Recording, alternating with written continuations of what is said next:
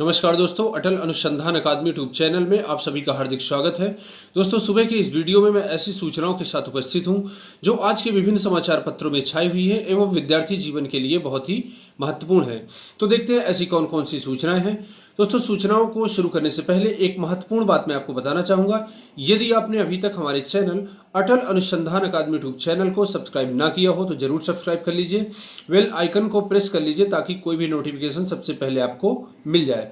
यहाँ पर दोस्तों UGC net JRF assistant professor, PGT, TGT, GIC lecturer, LT grade व अन्य प्रतियोगी परीक्षाओं की तैयारी कराई जाएगी।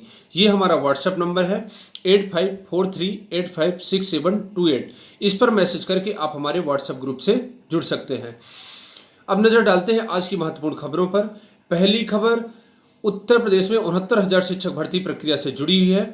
यहाँ पर आप जानते हैं कि मुख्यमंत्री जी द्वारा कुछ दिन पहले 69,000 शिक्षक भर्ती में से 31,661 पदों को भरने का आदेश जारी किया था।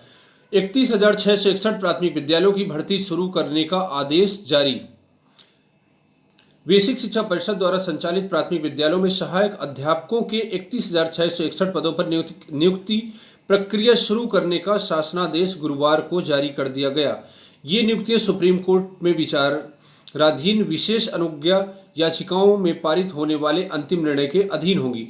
अपर मुख्य सचिव बेसिक शिक्षा रेणुका कुमार की ओर से जारी आदेश में कहा गया है कि शासन ने सुप्रीम कोर्ट के 21 मई 2020 व 9 जून 2020 के आदेश के अनुपालन में सहायक अध्यापकों के 69,000 रिक्त पदों के सापेक्ष शिक्षा मित्रों के लिए 37,339 पदों को छोड़ते हुए शेष 31,661 पदों पर भर्ती की प्रक्रिया पूर्व घोषित परिणाम के आधार पर पूर्ण करने का निर्णय लिया है। अपर मुख्य सचिव ने महानिदेशक स्कूल शिक्षा एवं सचिव बेसिक शिक्षा से कहा कि वे हाईकोर्ट, इलाहाबाद और लखनऊ खंडपीठ में तत्काल कैविएट दाखिल करें क्योंकि नियुक्ति प्रक्रिया को चुनौती भी दी जा सकती है। तो इस प्रकार से दोस्तों 31,661 पदों पर नियुक्ति की प्रक्रिया बहुत ही जल्दी पूरी कर ली जाएगी और इसमें जो भी स्टार्टिंग के जो 31,661 अभ्यर्थी होंगे उन्हीं को चयन मिलेगा और शेष अभ्यर्थियों का नियुक्ति सुप्रीम कोर्ट के आदेश जारी होने के बाद ही मिल सकेगी।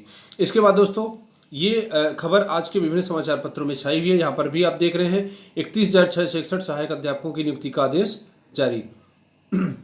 इसके बाद दोस्तों एलटी ग्रेड भर्ती प्रक्रिया से जुड़ी हुई बहुत ही महत्वपूर्ण खबर है। माध्यमिक के रिक्त सहायक अध्यापक के 3,317 पदों पर नियुक्ति 16 अक्टूबर को 28 सितंबर से 8 अक्टूबर तक नियुक्ति के लिए कर सकेंगे आवेदन। माध्यमिक शिक्षा विभाग के स्कूलों में सहायक अध्यापकों के खाली 3,317 पदों पर 16 अक्टूबर को चयनित अभ्यर्थियों को नियुक्ति दी जाएगी। उन्हें अपनी पसंद के जिले और स्कूल में नियुक्ति के लिए वेबसाइट जो दी हुई है इस पर आवेदन करना होगा। यह वेबसाइट 25 सितंबर को चालू हो जाएगी। उप मुख्यमंत्री दिनेश शर्मा ने बताया कि यूपी लोक सेवा आयोग ने वर्ष 2018 में राजकीय माध्यमिक विद्यालय में सहायक अध्यापक के लिए 10,768 पदों पर भर्ती के लिए विज्ञापन निकाला था। आयोग ने विभिन्न विषयों के पुरुष संवर्ग में 1,772 और महिला संवर्ग में 1,545 अभ्यर्थियों को सहायक अध्यापक पद पर नियुक्ति देने की स्वीकृति की है, जबकि कला विषय का परिणाम फिलहाल स्थगित कर दिया गया है। वहीं सामाजिक विज्ञान व हिंदी विषय का परीक्षा परिणाम अभी घोषित नहीं किया गया। उन्होंने उम्मीद जताई है कि इन दोनों विषयों के परिणाम जल्द घोषित कर दिए जाएंगे। उन्होंने बताया कि राष्ट्रीय माध्यमिक शिक्षा अभियान के विद्यालयों और जिले के पंडित दीनदयाल उपाध्याय मॉडल विद्यालयों में सहायक अध्यापकों के रिक्त पदों को प्राथमिकता से भरा जाएगा। तो इस प्रकार से दोस्तों एलटी ग्रेड भर्ती प्रक्रिया में नियुक्ति का इंतजार कर रहे छात्रों के लिए बहुत ही बड़ी खबर है, बहुत ही बड़ी खुशखबरी है। 3,317 पदों को नियुक्ति होने जा रही है। इसी तरह से 31,000 ये तो प्राथमिक भर्ती से जुड़ी हुई खबर है और यहाँ पर आप देख रहे हैं एलटी ग्रेड अध्यापक भर्ती का परिणाम 4 सप्ताह में घोषित करने का आदेश। जहां दोस्तों अभी तक आप जानते हैं कि एलटी ग्रेड की जो परीक्षा हुई थी इसमें हिंदी एवं सामाजिक विज्ञान में पेपर लीक का मामला आया था और उसकी जांच काफ़ी दिन से चल रही थी। अब जांच पूरी हो गई है, चार्जशीट दाखिल की जा चुकी है। अब हाईकोर्ट का आदेश है कि 4 सप्ताह के अंदर रिजल्ट घोषित कर दिया जाए। हाईकोर्ट ने एलटी ग्रेड सहायक अध्यापक भर्ती का परिणाम 4 सप्ताह में घोषित करने का आदेश दिया है। कोर्ट ने कहा कि याचिकागण अदालत के आदेश की प्रति आयोग के समक्ष प्रस्तुत करें और आयोग परिणाम घोषित करे। भर्ती परिणाम घोषित करने की मांग को लेकर धीरेन्द्र प्रताप सिंह व 20 अन्य ने हाईकोर्ट में याचिका दाखिल की है। याचिका पर न्यायमूर्ति अश्विनी कुमार मिश्र ने यह आदेश दिया है। आयोग के अधिवक्ता ने कोर्ट को बताया कि भर्ती को लेकर तमाम तरह के आरोप लगे हैं। इनकी जांच के लिए एसआईटी गठित की गई थी। अब एसआईटी ने अपनी रिपोर्ट दे दी है। रिपोर्ट मिलने के बाद आयोग परीक्षा का परिणाम घोषित करने की तैयारी कर रहा है। उन अभ्यर्थियों को छोड़कर कि जिनके नाम एसआईटी की रिपोर्ट में है, जिनके खिलाफ चार्जशीट दाखिल की गई है, से सभी के परिणाम 1 माह के भीतर घोषित कर दिए जाएंगे। आयोग की इस अंडरटेकिंग को स्वीकार करते हुए कोर्ट ने 4 सप्ताह में परिणाम घोषित करने का आदेश देते हुए याचिका निस्तारित कर दी है। एलटी ग्रेड भर्ती का विज्ञापन 2018 में जारी हुआ था। इसके लिए प्रदेश भर में परीक्षा कराई गई थी। परीक्षा के दौरान ही इसमें धांधली की शिकायतें सामने आई थी और पूरी परीक्षा विवादों में फंस गई थी। तो इस प्रकार से दोस्तों इलाहाबाद हाई कोर्ट का आदेश है 4 सप्ताह में हिंदी एवं सामाजिक विज्ञान का परिणाम घोषित कर दिया जाए और उन छात्रों का परिणाम रोक दिया जाए जिनके खिलाफ कार्रवाई चल रही है। यहां पर आप देख रहे हैं एलटी ग्रेड अभ्यर्थियों को मुख्य परिणाम में शामिल किए जाने के मामले में जवाब तलब। हाई कोर्ट ने एलटी ग्रेड अंग्रेजी शिक्षक भर्ती का परीक्षा परिणाम संशोधित कर प्रतीक्षा सूची के अभ्यर्थियों को मुख्य परिणाम में शामिल किए जाने के मामले में माध्यमिक शिक्षा सेवा चयन बोर्ड के सचिव से 2 सप्ताह में जवाब तलब किया है। कोर्ट ने कहा है कि यदि सचिव जवाब तलब दाखिल नहीं करते तो उनका स्वयं अदालत में हाजिर होना होगा। परीक्षा में सफल हुए कई ओबीसी अभ्यर्थियों ने परिणाम संशोधन कर धांधली का आरोप लगाते हुए कोर्ट में याचिका दाखिल की है। संजीव कुमार व अन्य की याचिका पर न्यायमूर्ति विवेक अग्रवाल सुनवाई कर रहे हैं। याचिकागण का कहना है कि 2016 की एलटी ग्रेड भर्ती का परिणाम 28 फरवरी 2020 को घोषित किया गया। याचिकागण ओबीसी कैटेगरी में चयनित हो गए। इसके बाद उन्हें 18 मार्च को चयन बोर्ड ने क्षैतिज आरक्षण में हुई गड़बड़ियों को दुरुस्त करते हुए संशोधित परिणाम जारी किया। साथ ही कट ऑफ लिस्ट जारी करते हुए पूरा रिजल्ट संशोधित कर दिया। संशोधित परिणाम में कई ओबीसी अभ्यर्थी जिनका चयन सामान्य की सीटों पर हुआ था वह ओबीसी कैटेगरी में वापस चले गए, जबकि याचिकागण सहित 25 अभ्यर्थी प्रतीक्षा सूची में चले गए और प्रतीक्षा सूची में शामिल 24 अभ्यर्थी मुख्य परिणाम में आ गए। तो इस प्रकार से दोस्तों ये एलटी ग्रेड भर्ती प्रक्रिया का अंग्रेजी का मामला था। पहली बार प्रदेश स्तर पर होगी लेखपालों की भर्ती। या दोस्तों अभी तक आप जानते हैं कि जो परीक्षा होती थी लेखपाली की वो प्रदेश स्तर पर होती थी, किंतु उनका साक्षात्कार एवं नियुक्ति जिले स्तर पर की जाती थी। लेकिन अब वर्तमान समय में जो न्यू वैकेंसी आ रही है 2020 की, इसमें प्रदेश स्तर पर ही लेखपालों की भर्ती की जाएगी। प्रदेश में पहली बार राजस्व लेखपालों की भर्ती राज्य स्तर से करने की तैयारी है। भर्ती अधीनस्थ सेवा चयन आयोग से कराने की कार्रवाई शुरू हो गई है। राजस्व परिषद ने 7000 रिक्त पदों पर भर्ती प्रस्ताव आयोग को भेज दिया है। आयोग राज्य स्तर पर भर्ती की कार्रवाई करता है। आयोग आवेदन के समय जिले का विकल्प नहीं लेता है। लिखित परीक्षा के आधार पर प्रदेश स्तर पर चयन सूची तैयार करता है। आयोग की नियमावली में जिले स्तर की चयन सूची तैयार करने का प्रावधान नहीं है। वहीं लेखपालों का ऑर्डर जिला स्तर का है। ऐसे में आयोग ने अपनी प्रक्रिया में फेरबदल नहीं किया तो लेखपालों का भी प्रदेश स्तर की मेरिट तैयार कर राजस्व परिषद को भेजने की कार्रवाई करेगा। ऐसे में लेखपालों की नियुक्ति जिले स्तर पर, मंडल स्तर पर या प्रदेश स्तर पर किसी तरह हो, यह राजस्व परिषद को तय करना है। तो इस प्रकार दोस्तों उम्मीद है कि जो लेखपालों की नियुक्ति होगी वो जिला स्तर पर न होकर के प्रदेश स्तर पर ही इनकी नियुक्ति की जाएगी। ठीक है। इसके बाद अगली महत्वपूर्ण खबर है पुलिस विभाग के 9534 पदों पर भर्ती की प्रक्रिया तेज। 9027 सब इंस्पेक्टर के भरे जाएंगे पद। पहले पदों की संख्या 5623 थी। 424 प्लाटून कमांडर के पदों पर होगी भर्ती। 23 पर अग्निशमन द्वितीय अधिकारी के होगी नियुक्ति। यहाँ पर आप देख रहे हैं पुलिस पीएससी एवं अग्निशमन विभाग में रिक्त 9534 पदों पर सीधी भर्ती की प्रक्रिया तेज हो गई है। उत्तर प्रदेश पुलिस भर्ती एवं प्रोन्नत बोर्ड इसके लिए जनवरी 2021 में परीक्षाएं कराने की तैयारी कर रहा है। इस भर्ती प्रक्रिया में नागरिक पुलिस में sub inspector, PSC, platoon commander और अग्निशमन विभाग में अग्निशमन द्वितीय अधिकारी के पद शामिल हैं। इसमें सबसे ज़्यादा 9027 पद सब इंस्पेक्टर के हैं, 484 पद प्लाटून कमांडर के, अग्निशमन द्वितीय अधिकारी के 23 पद हैं। इस प्रकार से दोस्तों जो दरोगा भर्ती प्रक्रिया का इंतजार करना है उन छात्रों के लिए बहुत ही बड़ी खुशखबरी है। और ये आप जानते हैं कि आपको परीक्षा में तैयारी करने का समय बहुत कम मिलेगा, क्योंकि मुख्यमंत्री आदित्यनाथ जी द्वारा आदेश दिया गया है कि 3 महीने के अंदर भर्ती निकालें और 6 महीने के अंदर नियुक्ति पत्र बांट दें।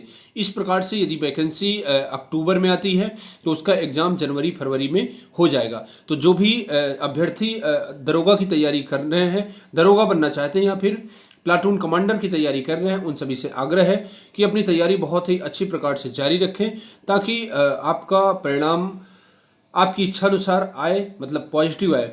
इसके बाद दोस्तों 560 भर्ती प्रस्तावों पर आगे बढ़ी कार्रवाई। पद भरे जाने पर 35,000 से अधिक युवाओं को मिल सकेगी नौकरी। तो दोस्तों यहाँ पर आप देख रहे हैं 35 विभागों की नौकरियां रोक दी गई हैं आरक्षण के कारण। मुख्यमंत्री योगी आदित्यनाथ के भर्तियों में तेजी लाने के निर्देश के बाद अधीनस्थ सेवा आयोग ने इससे संबंधित कार्रवाई को आगे बढ़ाने का फैसला किया है। आयोग ने सभी 560 भर्ती प्रस्तावों को विभागों को वापस कर आरक्षण संबंधी कार्रवाई नए सिरे से पूरी कर आयोग को भेजने का निर्देश दिया है। विभागों से कहा है कि वे विधायी विभाग के 31 अगस्त 2020 की अधिसूचना के अनुसार उत्तर प्रदेश लोक सेवा आयोग अधिनियम 2020 के अंतर्गत प्रस्ताव का संशोधन कर भेजें। इस अधिनियम में आर्थिक रूप से कमजोर वर्ग के लिए 10% आरक्षण का प्रावधान किया गया है। ये रिक्त पद भरे जाएंगे तो 35,000 से अधिक युवाओं को नौकरी मिल सकेगी। इस प्रकार से दोस्तों उत्तर प्रदेश में अब जो भी नई भर्ती आने वाली है उसमें गरीब सवर्ण वर्ग को 10% आरक्षण मिलेगा। आयु में भी छूट देने का रास्ता साफ कर लिया गया है, साथ ही साथ फीस में भी छूट दी जाएगी। तो ये बहुत सारे युवाओं के लिए खुशखबरी है। बहुत सारे सवर्ण वर्ग के ऐसे छात्र जो आर्थिक दृष्टिकोण से बहुत ही कमजोर थे, जिनको आयु में छूट देने की आवश्यकता थी, नौकरी में आरक्षण देने की आवश्यकता थी, इन सभी को ये सब चीज़ें मिलने वाली हैं और बहुत ही बड़ी खुशखबरी है। इसके बाद दोस्तों 10 दिनों में और 13 लाख को रोजगार, 17 लाख मनरेगा मजदूर प्रतिदिन काम कर रहे हैं इस समय। तो इस प्रकार से दोस्तों मुख्यमंत्री जी नरेगा में 13 लाख लोगों को रोजगार 10 दिन के अंदर देने वाले हैं। हर क्षेत्र में रोजगार के अवसर पैदा करने में जुटी प्रदेश सरकार फिर से मनरेगा के माध्यम से ग्रामीण क्षेत्रों में अधिक से अधिक मजदूरों को रोजगार से जोड़ेगी। इसके लिए ग्राम्य विकास विभाग ने कार्य योजना तैयार कर ली है। व्यक्तिगत लाभार्थी परक काम अधिक होंगे। अगले 10 दिनों के अंदर राज्य में 13 लाख मजदूरों को मनरेगा के तहत काम से जोड़ने का लक्ष्य तय किया गया है। ग्राम्य विकास विभाग के अपर मुख्य सचिव मनोज सिंह के मुताबिक राज्य में इस समय करीब 17 लाख मनरेगा मजदूर प्रतिदिन काम कर रहे हैं। इस आंकड़े को बढ़ाकर 30 लाख तक पहुंचाने का लक्ष्य रखा गया है। तो इस प्रकार से दोस्तों उत्तर प्रदेश में जो मजदूर वर्ग है उनके लिए बहुत ही खुशखबरी की खबर है, क्योंकि उनको 17 लाख मजदूरों को रोजगार मिलने जा रहा है। मुख्यमंत्री जी से आग्रह है, मजदूरों को जो रोजगार दे रहे हैं वो तो अच्छी बात है, लेकिन पढ़े लिखे सुशिक्षित जो वर्ग है, जो जिस चीज़ की तैयारी कर रहा है, उन सबको रोजगार के अवसर अधिक से अधिक उपलब्ध कराएं। सरकार की अब तक की सबसे अच्छी परिभाषा मैं यही देना चाहूँगा कि वही सरकार अच्छी है जो छात्र हित में कार्य करे तथा छात्रों को योग्यतानुसार अधिक से अधिक रोजगार के अवसर उत्पन्न करे। माननीय मुख्यमंत्री जी द्वारा इस क्षेत्र में बहुत ही तेजी के साथ कार्य किया जा रहा है और उम्मीद है कि और भी इसमें सक्रियता एवं पारदर्शिता बढ़ाने का प्रयास होगा। पोर्टल से मिलेगी 20 लाख छात्र छात्राओं की जानकारी। मुख्यमंत्री योगी आदित्यनाथ ने यू राइज पोर्टल लॉन्च किया है। इस यूनिफाइड पोर्टल के जरिए प्राविधिक, व्यावसायिक और कौशल विकास से जुड़े 20 लाख से अधिक छात्र छात्राओं व विशेषज्ञों को फायदा होगा। यू राइज पोर्टल के माध्यम से किसी भी छात्र छात्रा के बारे में किसी संस्था या संस्थान को जानकारी आसानी से मिल सकेगी। मुख्यमंत्री योगी आदित्यनाथ ने गुरुवार को इस पोर्टल को लॉन्च करते हुए कहा कि राष्ट्रीय शिक्षा नीति 2020 आज़ादी के बाद शिक्षा क्षेत्र में सुधार का सबसे बड़ा अभियान है। मुख्यमंत्री ने कहा कि राष्ट्रीय शिक्षा नीति 2020 लागू करने वाला उत्तर प्रदेश पहला राज्य है जहां देश का पहला एकीकृत पोर्टल लागू हुआ है। पोर्टल का लोकार्पण तथा नवीन कार्यों का शिलान्यास यह दिखाते हैं कि बड़ी से बड़ी चुनौतियां भी हमारे कार्यों में बाधा नहीं बन सकती। यह कहना है मुख्यमंत्री योगी आदित्यनाथ जी के द्वारा। मुख्यमंत्री योगी आदित्यनाथ ने लॉन्च किया नया पोर्टल। एकीकृत पोर्टल लागू करने वाली यूपी बना पहला राज्य। तो दोस्तों यू राइज पोर्टल के माध्यम से विभिन्न विद्यालयों, महाविद्यालयों एवं व्यावसायिक क्षेत्र के संबंध में जानकारी प्राप्त की जा सकेगी। यहाँ पर अगली न्यूज है, प्राचार्य भर्ती के लिए 219 अभ्यर्थी अयोग्य। उत्तर प्रदेश उच्चतर शिक्षा सेवा आयोग ने अशासकीय सहायता प्राप्त डिग्री कॉलेजों में प्राचार्य पद की भर्ती के लिए आवेदन करने वाले अभ्यर्थियों के फॉर्मों की जांच की प्रक्रिया पूरी कर ली है। लिखित परीक्षा के लिए 1200 के करीब आवेदन आए थे। इसमें 219 का अभ्यर्थन तय मानक अनुरूप योग्यता न रखने के कारण निरस्त कर दिया गया है। साथ ही उनका ब्यौरा आयोग की वेबसाइट पर अपलोड कर दिया गया है। प्राचार्य पद की लिखित परीक्षा 11 अक्टूबर को प्रस्तावित है। उच्चतर शिक्षा सेवा आयोग ने एडेड डिग्री कॉलेजों के प्रधानाचार्यों की नियुक्ति के लिए विज्ञापन संख्या 49 के तहत भर्ती निकाली है। इसके लिए ऑनलाइन आवेदन 15 मार्च से 17 अप्रैल 2019 तक लिए गए थे।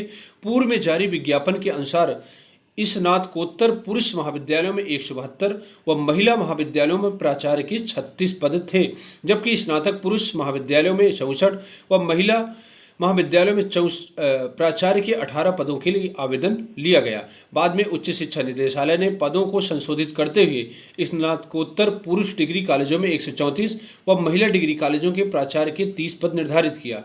इस प्रकार से दोस्तों प्राचार्य भर्ती के लिए 219 अभ्यर्थियों को अयोग्य घोषित कर दिया गया है। वो वेबसाइट पर जा करके अपना देख सकते हैं रजिस्ट्रेशन की किन किन अभ्यर्थियों को बाहर किया गया है।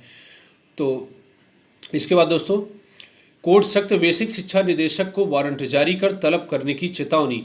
68,500 शिक्षक भर्ती से जुड़ा हुआ मामला है।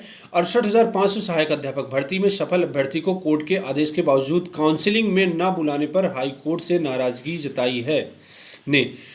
कोर्ट ने बेसिक शिक्षा निदेशक को चेतावनी दी है कि यदि अगली सुनवाई तक आदेश का पालन नहीं होता तो अदालत निदेशक के खिलाफ जमानती वारंट जारी कर उनको तलब करेगी।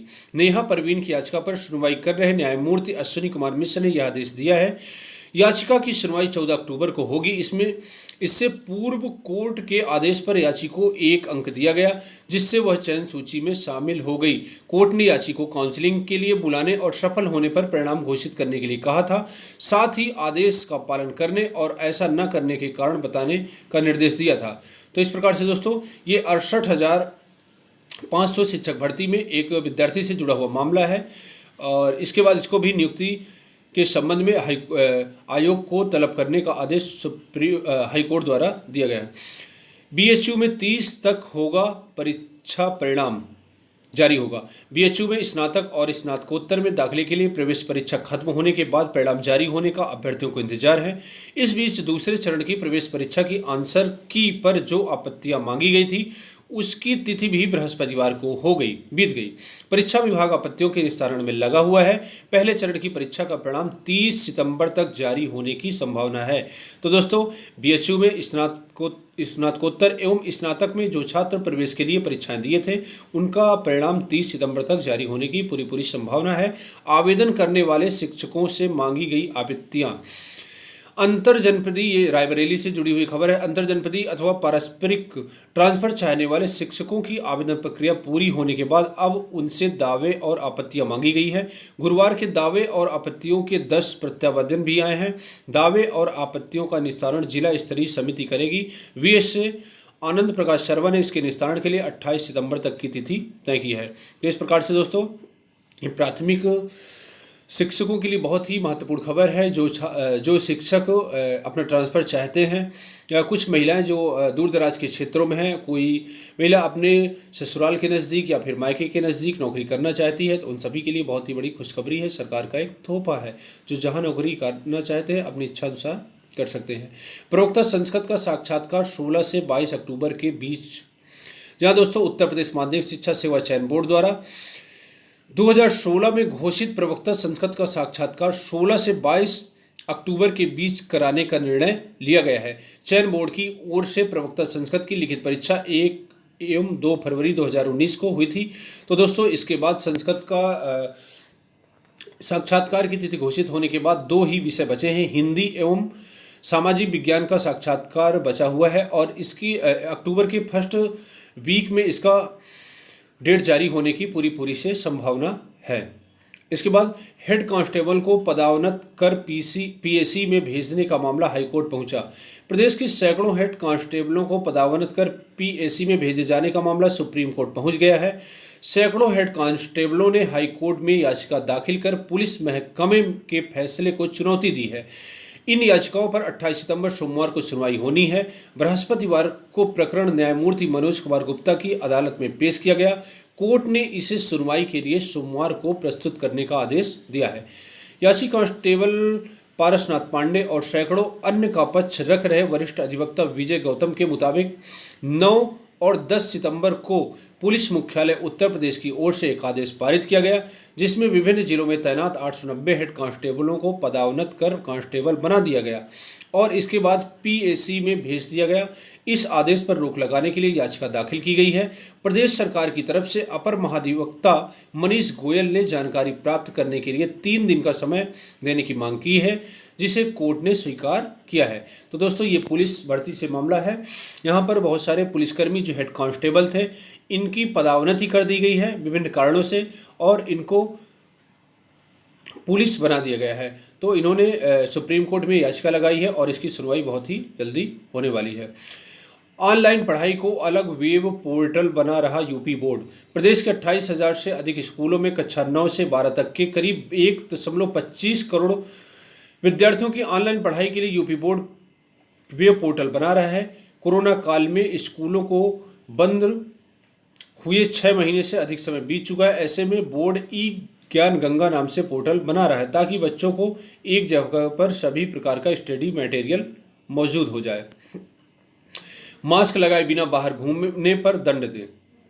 इलाहाबाद हाईकोर्ट ने प्रदेश के हर थाने में गठित पुलिस टास्क फोर्स को बिना मास्क लगाए घूमने वालों को वर्तमान कानून के मुताबिक दंडात्मक कार्रवाई करने का निर्देश दिया है। कोर्ट ने कहा कि कोरोना एक व्यक्ति से पूरे समाज में फैलने वाली संक्रामक बीमारी है, इसलिए जरूरी है कि घर के बाहर कोई भी व्यक्ति बिना मास्क लगाए न दिखे। कोर्ट ने कहा कि कोरोना से बचाव के लिए मास्क पहनना जरूरी है। ऐसे में सभी व्यवसायिक स्थलों पर प्रयोग में आ चुके मास्क के सुरक्षित निस्तारण के लिए बाल्टी रखी जाए। इसके बाद एक और महत्वपूर्ण खबर है। अभी तक आप जानते हैं कि शहरों की स्वच्छता के आधार पर, शिक्षा के आधार पर विभिन्न शहरों की रैंकिंग जारी की जाती थी। अब ग्राम पंचायतों की भी होगी रैंकिंग, टॉप 5 का होगा चयन। जिले के 887 ग्राम पंचायतों की 100 अंकों में होगी समीक्षा। 25 अक्टूबर तक ऑनलाइन आवेदन अपलोड करने होंगे। यहाँ पर आप देख रहे हैं महानगरों की रैंकिंग की तरह अब ग्राम पंचायतों में भी रैंकिंग होगी। शिक्षा, स्वच्छता सहित 6 बिंदुओं पर अंक दिए जाएंगे। इसके लिए जिला स्तर पर तैयारियां शुरू कर दी गई है। यहाँ पर आप देख रहे हैं इन क्षेत्रों पर समीक्षा होगी। शिक्षा, स्वच्छता प्रबंध, पर्यावरण सुरक्षा, बेहतर एवं उत्तम स्वास्थ्य, सामाजिक सौहार्द, नियोजित विकास एवं ग्राम पंचायत विकास योजना, इन सब क्षेत्रों को मिलाकर के ग्रामों की रैंकिंग जारी की जाएगी। तो दोस्तों, आज के लिए बस इतना ही। पूरा वीडियो देखने के लिए बहुत बहुत सा धन्यवाद। मिलते हैं नेक्स्ट वीडियो में। यदि वीडियो आपको अच्छा लगा हो, वीडियो को लाइक करिए, सब्सक्राइब करिए एवं अधिक से अधिक लोगों के बीच में शेयर करिए। धन्यवाद।